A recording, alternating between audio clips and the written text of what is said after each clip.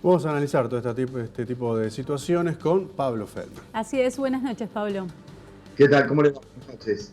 Bueno, es muy interesante siempre escuchar a la gente que sabe, a los profesionales del área de salud, que son a los que han consultado a la hora de tomar esta decisión que puede resultar antipática, que hizo que un puñado de comerciantes, incluso parroquianos, gente de distintas actividades, algunos razonablemente, diría yo todos razonablemente preocupados por su trabajo, y otros que también estaban por allí y no querían perderse la chance de manifestarse con una posición que previamente seguramente ya tenían asumida en torno a la cuarentena. Digo esto porque cuando se escuchaban algunas de las quejas o reclamos, se hablaba de una medida inconsulta. La verdad es que la consulta se la hicieron a los trabajadores de la salud, a los infectólogos, a los que manejan los números, que son claros y contundentes. Por eso, más allá de las opiniones, siempre es importante ir al territorio de los hechos.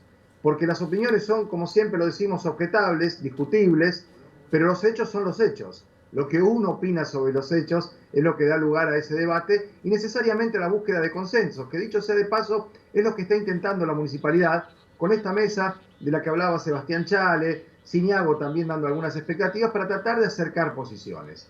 Pero vamos a los números, como decíamos. A esta altura del mes pasado, o sea, el 31 de julio, registrábamos 37 casos en la ciudad de Rosario. Y no fue ese día nada más. El día anterior, el 30, habíamos tenido 35 y el día anterior habíamos tenido 39. En este mes la cuestión se fue acelerando y toma un particular impulso a partir de una fecha que también cuestionamos y objetamos aquí en cuanto a la manera de manifestarse en contra de la cuarentena, la reforma judicial o lo que fuere. Durante el mes de agosto los casos empezaron a aumentar, pero no llegaron nunca a 100, sino hasta la semana del 17 de agosto, cuando se hizo esa marcha. Pero esa marcha del 17 de agosto, en donde se empezaron a registrar de a 100 los casos, llegando a ese número, no fue en la foto de ese día. Lo que pasó ese 17 de agosto lo empezamos a ver a partir de los 9, 10 u 11 días siguientes, que saltamos al doble de casos. Desde el 25 de agosto, y bajo la vista porque lo tengo ahí anotado para no cometer errores, tenemos desde el 25-26 de agosto, que se cumplieron 10 días de esa marcha, en este orden: 217, 234, 267, 223, 204 ayer y 225 esta noche. O sea, multiplicamos por 4 en un mes el número de casos y multiplicamos al doble en 10 días el número de casos. ¿Eso qué es? Circulación. Mayor cantidad de gente expuesta, mayores posibilidades de contagio. Porque puede pasar tranquilamente, y esto es lo que se está viendo, tranquilamente nada, ¿no? Pero corrijo, saco eso. Puede pasar, y eso es lo que estamos viendo en comunidades cerradas, medios de comunicación que han dejado de transmitir, algunos que han aislado a muchos de sus profesionales, geriátricos enteros que han debido ser desalojados, empresas que han cerrado preventivamente, turnos que se han modificado como consecuencia del incremento de la circulación. Y lo que hay que decir es que los datos que van aportando los profesionales no tienden a cerrar las actividades. Aquí se ha reducido el número de horas y la perspectiva de las reuniones, fundamentalmente en lugares donde es más factible el contagio por ser lugares cerrados. Las mesas en la calle con este frío y a la noche son más difíciles, pero tampoco había una motivación desde el punto de vista epidemiológico para sostener eso. Es más, les comento una infidencia. La doctora Sonia Martorano, que es la ministra de Salud, quería ser más dura todavía, más rígida con la determinación, y personalmente creo que tiene razón. No obstante, hubo un nivel de flexibilidad que veremos si se puede sostener de aquí a los próximos días. La jornada de ayer, o de antes de ayer a la noche, donde hubo esta manifestación, veremos qué resultado tiene el 9 o el 10 de septiembre, cuando se cuantifique también si en ese lugar u otros lugares donde ha habido contacto mayor de gente y de personas congregadas, se provoca esto de los contagios. Termino con esto, lo que decían los profesionales de las camas críticas: para no asustarse, para estar alerta. La diferencia entre estar alerta y alarmarse es el miedo. Para no tener miedo, pero sí tener conciencia. Hay camas críticas ocupadas con COVID menos del 11% entre privados y públicos. El resto están referidos a otras patologías, a accidentes, a posoperatorios, como explicaba una de las encargadas del área de la salud privada.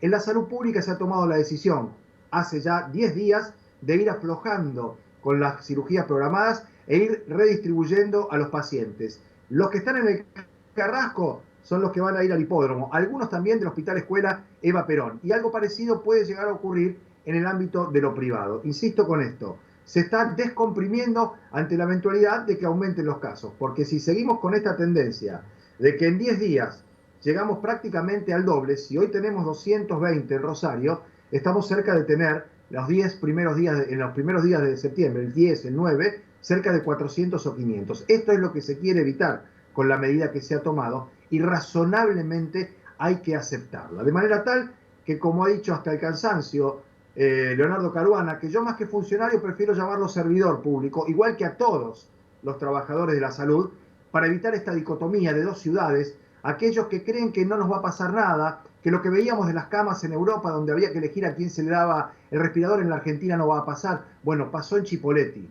hoy pasó en Chipoleti. Puede llegar a pasar en Jujuy, puede pasar en Mendoza, y esperemos que nunca pueda pasar en la ciudad de Rosario y en la provincia de Santa Fe y tampoco en el área metropolitana de Buenos Aires. Pero como siempre, depende de nosotros. El Estado tiene un límite, que es la posibilidad de controlar y hacer cumplir las normas que para eso están. No son discrecionales, no es una invitación a hacerlo, es una disposición. Y en cuanto a los horarios, que lo escuchaba Maxi desde los lugares gastronómicos, si alguien entra a las 7:15 a un restaurante, a un bar, a una cervecería y pide un carlito o una hamburguesa, es muy poco probable que se pueda ir a las 7:30. Y eso lo tienen en cuenta los inspectores. No va a ir nadie a sacarle el plato, a correrle la silla. Lo que va a tratar de hacer es de avisarle al titular del negocio que a las 7:15 se termine, por ejemplo, las comidas calientes. Si alguien quiere pedir algo, pedirá un triple frío o algunos maníes para tomar con la cerveza. Hago esto como aclaración final para tratar de desdramatizar en un día en donde lamentablemente adoptamos este tema y lo desarrollamos cuando conversábamos con los productores, porque teníamos la muy buena noticia de canje de la deuda, que ustedes van a desarrollar en un rato seguramente, que obtuvo un 93,5 de canje y 99 de aceptación. Esto es una perspectiva realmente halagüeña para la Argentina post pandemia. Pero para que lo podamos en alguna medida, no sé si disfrutar, pero por lo menos sacarnos de encima ese peso, sigamos haciendo las cosas bien en cuanto al COVID, al aislamiento, a la higiene, al distanciamiento y a la utilización del cubrebocas. Muchas gracias, Pablo. Un gusto como siempre.